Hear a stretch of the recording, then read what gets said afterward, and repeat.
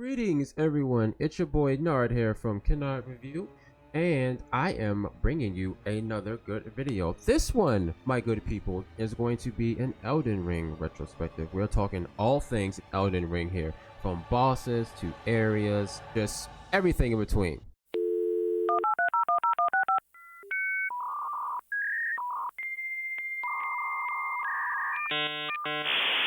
Alright, hello everyone. Got the gang all here. Got Eric and I got Barb. You guys want to introduce yourselves? Not really, but no. Hi, I'm Barb. Hi, I'm Eric. Alright, so we are talking all things Elden Ring here. So who would like to start? I guess what got you into the Souls-like games to begin with? Let's start there. So my first experience with Dark Souls was I just had no idea what I was doing and kept dying over and over again and was like, I hate this. I never want to do this again. And then when I got the PS5, Bloodborne was free on it. I thought I'd give it a try. And then I fell in love. I've still only played Bloodborne and Dark Souls 3 leading up to Elden Ring, but I'm looking forward to trying more in the future. Right, and if I recall, you had a friend like recommend Dark Souls, and they gave you like the most horrible advice. Right, yeah, no, they were trying to get me to like speed run it with like no armor or anything, and like I didn't even know how to play. So, like there was just nothing protecting me from death, and I just hated it so much. Yeah, I remember that. That sucks though. Yeah, you definitely can't do that like on a first run, especially if you're new to this. And I think it's even cool to like starting there and where you are now. That's a huge transition. I guess my first experience with like the Soul series was with the original Dark Souls. I remember it was like free with like the whole like games with gold thing on the 360. This was like 7 years ago. Yeah, we're going back. So yeah, and so I played that. I had no idea what to expect. And I started playing it, and I was like, this game's impossible. What am I supposed to do? Like, they give me this dinky little sword and tell me to fight this giant demon thing, but yeah, so I dropped it, and then a few years later, I picked up Bloodborne, not knowing that it was in the same genre, and then that one also really, kicked my butt as well. So I kind of dropped it for a while, but then like there was a bunch of talk about Elden Ring, and then the gameplay trailer released, and I was like, okay, I need to play one of these games. I need to beat one of these games. So I pick up Dark Souls 3, and I beat it. I loved it, and then I felt the urge to go back and play Bloodborne. And so I finally did. I finally beat it, and I loved it. It is now one of, if not honestly, probably my favorite game of all time. And I have now beaten every single Souls game aside from Demon Souls. And nice. Yeah, I absolutely love the series. Yeah, big ups, man. Shout out to you. I can't even say that I've beaten every single one. So I started with, I think it was Souls 3. A couple friends of mine asked me to play that because of the bosses. They were like, these bosses are really cool. The weapons are pretty cool as well, but they didn't really tell me how hard the games were, the fact that you had to accept death, all that stuff. So I played them. I'm like, all right, death is fine. It's whatever. I'm just trying to get to a boss. So that kept me going for a good little while, kind of until like the game really started to get ridiculous. This is Souls 3, by the way. I don't really actually remember where I dropped it. I just know I dropped it for a specific amount of time and didn't pick it back up. And then I think I picked it back up, and I lost an unspecified amount of souls. And that made me put the game down for a good hiatus. And then I think, Barb, that's when me and you started talking about Bloodborne and it being free, and we were just like, well, what do we have to lose? So that's when I started playing Bloodborne. Yeah. And fell in love with all that. But my issue was the whole map. I get lost like there is no tomorrow. So in Bloodborne, I relied on you a good bit with like where to go, because I'm like, all this stuff looks the same. There's no way I'm gonna make it out here in these streets. It was a good system. I'm the directions, you're the brawn. Yeah. And then if I recall, we got you to the first boss. I was like, you're gonna die a lot, but listen, once we get you past the first boss, you're gonna get your souls level up and you're gonna be straight. And then we're pretty much good from there. Yeah, you were like, don't even fight the first boss. Then you let me come in and take like the final swing, and I think that was my only contribution. But then I started really getting into it after that. Yeah, and then we like would hear bits and pieces. Well, now I'm speaking more towards you, Eric. We would hear bits and pieces about like the lore and stuff, albeit from like the game or like I'll hear it from my buddies, and then I'll go into a rabbit hole and look stuff up, and then I'll share it with her. I'm like, oh man, when we get to this place, you know, make sure you look out for this, because that's, you know, something. I can't remember it on top of my head, but you know, that just made me want to play the game even more, you know, just to invest myself in the lore more and stuff like that. I think after Bloodborne, I think it was Neo, but I played Neo previously before Bloodborne, Neo 2. My friends got me into that because of the weapons and the combat. So that's how I got to Neo. I beat Neo 2. I have not beaten the first Neo, but I've gotten pretty far in that when that was free on PlayStation. Then, of course, you know, when Elden Ring got announced, that became a religion, you know. And then when it came out, it pretty much took over my life. And I think that pretty much got to our topic of discussion, Elden Ring. So, first of all, what builds did you guys start with and why? Oh, I went with it was the astrologer, I think, was the mage build. And it was just because I felt like I didn't pick up any magic in Bloodborne or Dark Souls until so late in the game. I just wanted to start with more earlier, and I really liked it. Yeah, the magic's definitely good in Elden Ring. How about you, Eric? Yeah, I picked my starting class was samurai because I love samurai. Like basically anything samurai related, like I'm right there. But I wanted to do like magic because I saw like a lot of the magic stuff that was in the game, and I thought, oh, this is so sick. Because like basically every other Souls game that I've done like only either strength or dex builds. So I wanted to like mix it up with like a magic build. Yeah, I get that. I'm pretty much the same way too. Specifically in Souls 3, I just went with a big dumb strong man. Bloodborne, I pretty much did the basics to be able to use some of the cool, I don't even know if it's called magic in Bloodborne, but I didn't go too crazy with that. But I know specifically for Elden Ring, I saw the dragon incantation, and I was like, I need that, I want it, and I will do everything in my power to get that. And that brings up, I was fortunate enough to be able to play the closed beta, and one of the things you got to do was fight one of the dragons and get that incantation. And I made it a goddamn goal to kill that dragon. Unfortunately, I didn't get to because I ran out of time. But that just made that drive even more, you know, whatever, when the game came out. That was like one of the first things I did. I was like, I need to kill a dragon, and I need to be able to breathe fire like a dragon. God damn it.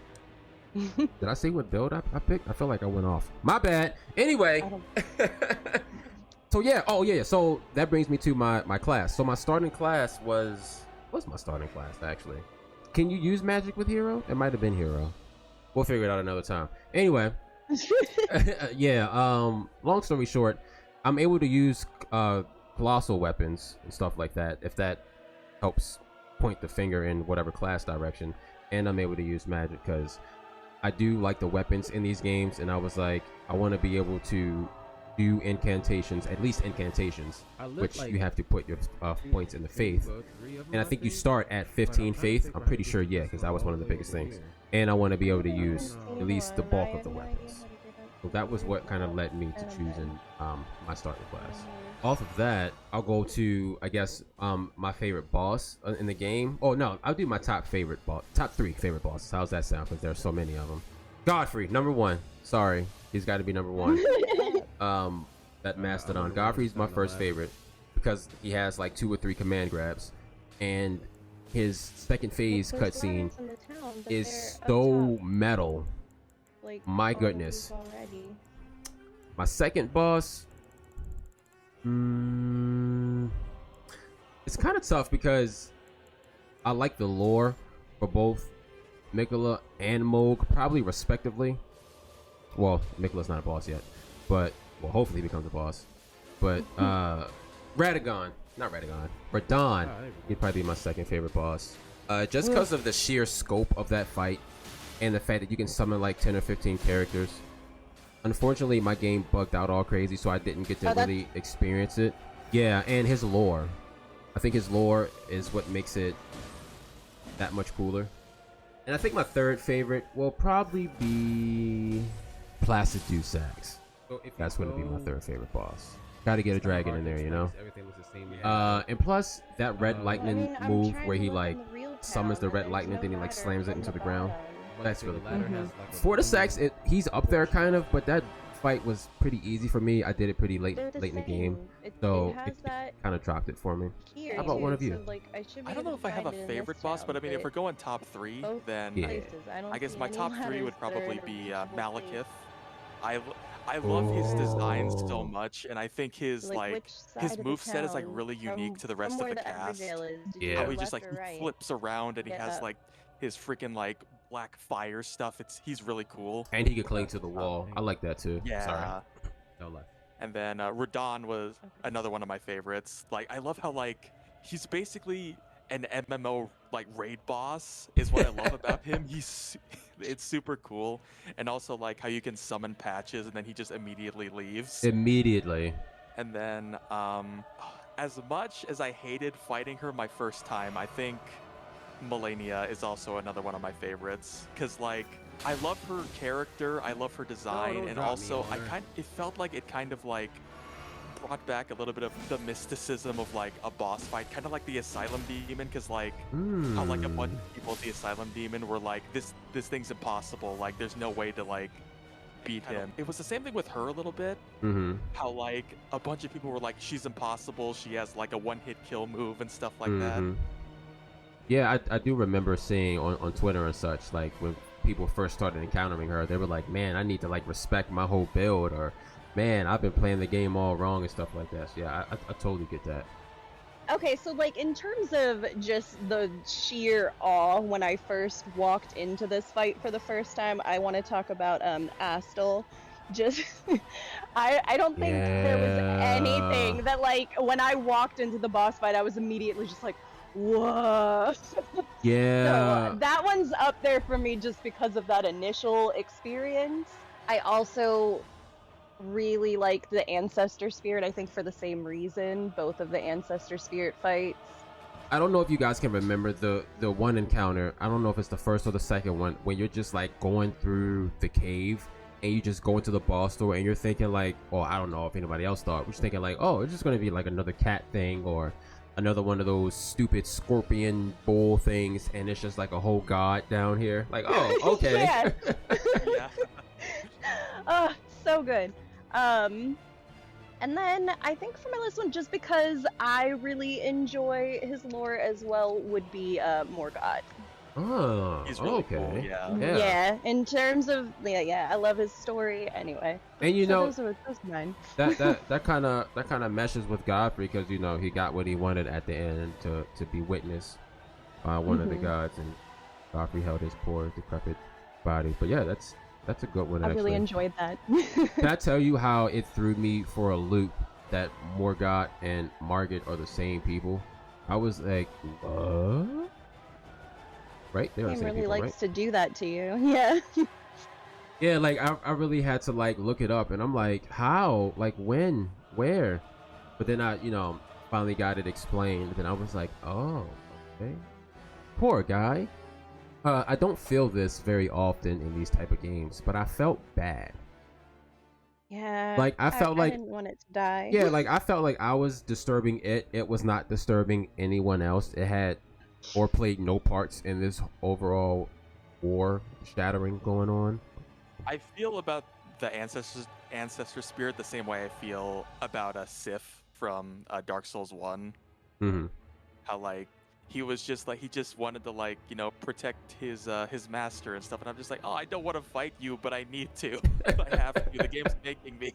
I think it's really crazy too how like all the NPCs have like depressing ends, no matter what hope there seems to be for it to like not be depressing. You're like, oh, okay, maybe they'll make it out of this, and then like the next part you have to do whatever. Nope, that's not happening. You either have to fight them or you find their bodies. find their bodies. Yeah. Yeah. It's you're like, so sad. yeah, you're like, wait, what happened? I thought everything was good and well. I thought I gave you what you needed. exactly what You you were needed. supposed to survive. I gave you the needle. I thought it slowed the rot. Wasn't supposed to speed it up. Yeah, that I'm telling you, that game was massive. Like, I can. It's like monumental when we unlocked, the whole map. That that was like a huge stepping stone. I didn't think it was gonna be as big as it was because like it starts out pretty small and I'm just like okay, because like it's like has the black like border and stuff and I'm like okay, it probably isn't that big, but then it just keeps getting bigger and bigger and bigger and more areas keep opening it up and I'm just like, how many areas do they fit in here? Then there's underground areas. Bruh. I was just gonna say that. When I got to Knockrum, that was a like what the fuck moment for me. I was like, how big is this game? And there's really like the underground area. yeah, and I was gonna say, and there's like 2 of those. This will probably just be leading into my next topic here, least favorite area, the Lake of Rot. I don't even understand why they made such a big ass area for one boss and one. I think it's one item there, one small item that you need. Lake of Rot. It's because Miyazaki loves poison swamps and like Yeah. he said in an interview once that like he's like, I love making poison swamps, I just can't stop, and I'm just like that's like the worst area in every Souls game. It's like, and there's like a huge area in Elden Ring that's massive with poison, and you're like, okay, he's obviously going off, and then you bring in the Lake of Rot, and you're just like, okay, he's definitely laughing. Like he's definitely having his fun for sure. But I think my favorite area, what's it called? Farum Azula, right? Azula, whatever it's called. Yeah. Yep. Just because of like the tornadoes and the end of the world vibe it has going on. So I hated being there because it made me nervous, but I thought the Halleck Tree area was so pretty. I really liked it, but I think my favorite areas were That probably area was the pretty. underground. I liked the river wells and those areas because it was just so massive. I couldn't believe it was underground and so huge. I liked it. It's kind of cool how like the Riverwell one was like really pretty and stuff like that, but then you got Angel with these goddamn nightmare ants, and and I forget what other creatures were down there, and it's just like, oh, okay. How about you, Eric? my favorite area is probably the capital. I really like the capital. I thought the capital was super cool. See, for me, the capital was cool, but like I get lost in places like that. You know what I mean? Yeah. So it's Oh, just yeah. like I turn around 2-3 times. It's like, where am I going again? And then plus like that brought back like Bloodborne memories, and I'm like, big city. Where am I supposed to be going? My least favorite area is, it's called the Subterranean Shunning Grounds, which is also in the capital, but it's like the sewer area. Yeah. My first playthrough, I was stuck down there for like probably 4 hours, just Ooh. like because of like the goblins, and it's like basically this giant maze and stuff, and like Yep. Mhm. the final boss is like a version of Moog, and it's just like Come I on. was so done with that area. I want to bring up this one catacombs that will haunt me to the end of time, and I will never ever do again. I think for as long as I live. Eric, you helped us, yeah. I think it's one of the first times we had actually played together. That catacombs in Caelid. Barb, you know what I'm talking about, with all the rot where we needed to get that scarab Yeah. talisman. Oh Mhm. my goodness gracious. Oh, man.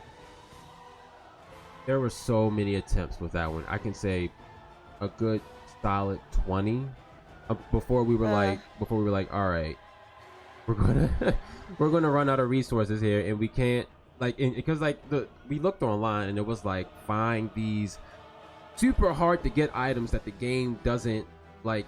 The game itself doesn't have a lot of. I forget what they were called. Those buds, sacrificial buds, or something like that. Sacramental buds, Sacramental or buds. whatever it is to make the boluses for the Scarlet. Yeah, Rot. man.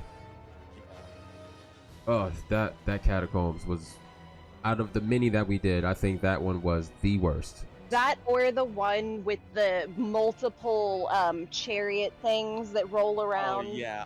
Until we figured out how to break them in that one, like Oh, that, I was man, just like, yeah. how are we gonna do this 3 times? That took like 2 hours. That took a good solid like 2 hours. I remember Oh. that. I remember that. That was like a whole day. I wanna give a quick shout out to Riker before I really forget. Not many people talk about him, I guess, because his fight is kind of a gimmick, but the voice actor, whoever, how they did his voice, they went off. More of him, please. Yeah, he was really cool to me. Now, might I add, the Volcano Manor side quest, that shit was absurd. I'm sorry. Yeah, a little bit. Yeah, like it was, that was the definition of like fetch quest. Like normally, you know, these type games are kind of all right with it. Like you may have to go get an item, but you have to fight something big and crazy or something. You know what I mean? But like Volcano Manor was like, okay, go here, fight this invader. Go there, fight that invader. Pick up this item. Talk to that person. Talk to Snake Lady. I don't know. It was pretty boring to me, and I haven't really said that a lot about the game. It wasn't my favorite quest, but I was so like, I'm just gonna get through this because I want to fight Riker that it didn't bother me too much because it didn't take that long, really. No, yeah, you're right. Yeah. What were you guys' favorite weapons?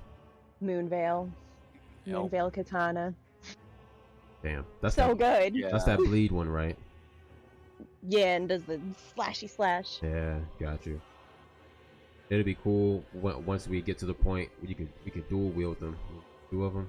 I probably won't build like that, but Yeah, I also I really like it was the Dark Moon Greatsword. Mm, Like the Moonlight Greatsword that you get from Ronnie. Yep. That one was really good too. pretty too. My favorite weapon is probably Radahn's, honestly, because his special ability with the gravitational pull. That's just That's I really like cool. when you use that one. I can't hold it. yeah. Somebody's gotta zoom the mantle around here. Did we talk about our least favorite boss? I got so tired of fighting those like cats in all the catacombs, the stone cat things. They were definitely lame as hell. Yeah, like they were definitely obviously much more frustrating boss fights, but like anytime I walked into a boss door and like that's what was there, I'd just be like, oh. Yeah, but then like I'd be like, oh, but then I'd be like, well, it is a catacomb, so it's whatever. Yeah, I guess also true. Yeah, I also I think another one that would probably be more annoying for me were those bull scorpion assholes. You know what I'm Yeah, talking the about? one that was like way up on top of the giant ladder that we kept getting invaded. Yeah, that one. That one was the worst. That one was bad, but all of them were pretty annoying because they hit really hard and they had the zoomies.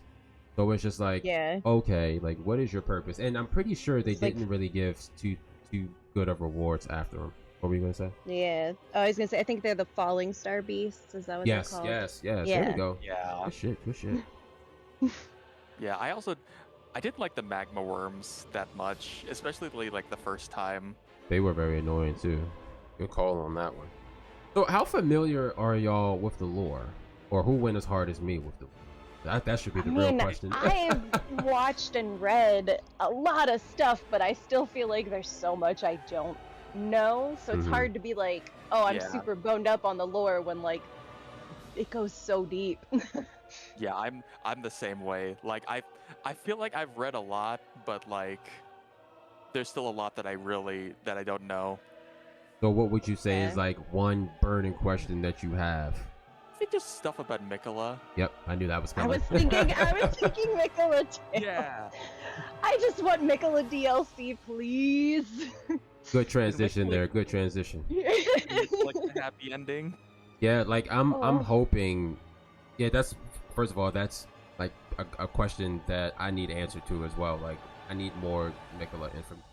With that leading into the DLC, I hope that, or an idea that I have, is that maybe we get to Mikola's egg, and like that'll transport us to like, you know how we have like the Hunter's Dream and Bloodborne, it'd be like Mikkela's Dream and Elden Ring, and it'd be That's like what yeah, like a whole new map, and it'd be like whole brand new enemies, and like Mikkela's the god in that realm or some nutty shit like that.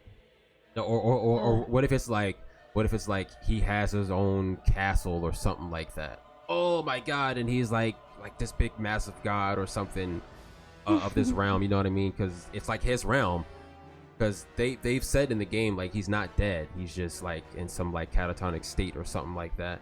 That's like my big DLC idea. I'm just gonna sit on that. I don't want anything else outside of crossplay. But how about y'all? Are y'all feeling the same? Any other DLC ideas or predictions? Godwin, yeah. Godwin the Gold. I want to get like a boss fight from him or something like that. That'd be dope. cool. Yeah. Like see him in his prime when he fought the dragons. Oh Yeah. I wonder how they would incorporate in the game though. Sorry, go ahead. Yeah. Oh no, I was gonna say Mikkel is definitely my top, but like to be real, I'm gonna be happy with like any DLC they give me, anything to add to this game. I'm gonna be like, yes, please, I will buy it. Yeah, absolutely. I'm just kind of me, in my opinion. I'm more like, how can they incorporate more lore to expand on this already massive game? You know what I mean? Because I'm pretty sure with each DLC in the previous games, it was like lore stuff included as well. So yeah. that's what I'm hoping they kind of steer towards. But yeah, so you guys have any closing thoughts, statements, or comments? Honestly, this is one of the best gaming experiences I think I've ever had. I enjoyed every minute of this game, even when I hated it. Yeah. This game is just incredible. Like it's, yeah, I don't know. It's kind of hard to say. It's like this game is it's so massive. It's like so well crafted to like the point of insanity, and this is basically going to be like this generation's Skyrim. And I firmly believe that. Like this is a genre defining game, just like Skyrim, just like Breath of the Wild. Like this game is going to like be an influence for like the open world style for like years to come. It's great. Just the way that you can like craft your character, the world, just like the exploration, just like the mystery and stuff of just like finding these like really cool things, just like new spells and stuff. It's just it's so awesome. Like this game is just 11 out of 10, just incredible. Like can't recommend enough. I want to add, because you brought up I thought it was really cool. Even though you had beat the game well before us, there were still things that you had not found that we had found, and vice versa. I think that's one of the coolest things ever, because you could play the game in so many different ways and discover so many different things. I don't even know how to put that into words. It's just really cool. My closing thoughts are pretty much the same with Eric's. Beautiful game. This is going to set the standard for open world games from here on out. The game has definitely spoiled me though. Going back to Bloodborne and games like that is definitely a challenge, because you cannot jump. Just want to jump. Yeah, just want to jump. But that being said, probably going to be game of the year. Phenomenal story. The gameplay is fire. The story is fire. The lore is fire. Environments are fire. There's actual fire. Please play the game if you have the system to play it. Be patient with it. I think the game is definitely accessible for beginners. Yeah, there's definitely a crap ton of guides out there for whatever kind of build that you want. So research, and I'm sure you'll find something that you like. You can be a dragon, you can be a wizard. The choices are out there. Please go play the game. You can be a Guts from Berserk. You can literally be Guts from Berserk. Oh my god, thank you for bringing that up. If you're an anime fan and you watch Berserk, you can literally become Guts and get the Berserk armor. How cool is that shit? I want to thank you both for joining me in this video. I want to thank those out in the world that tunes in to this video. It is extremely beefy, but I appreciate you all for viewing it, and I hope good God, I hope it finds you all well out there in the universe. But you all be well, be safe, and I will see you all next time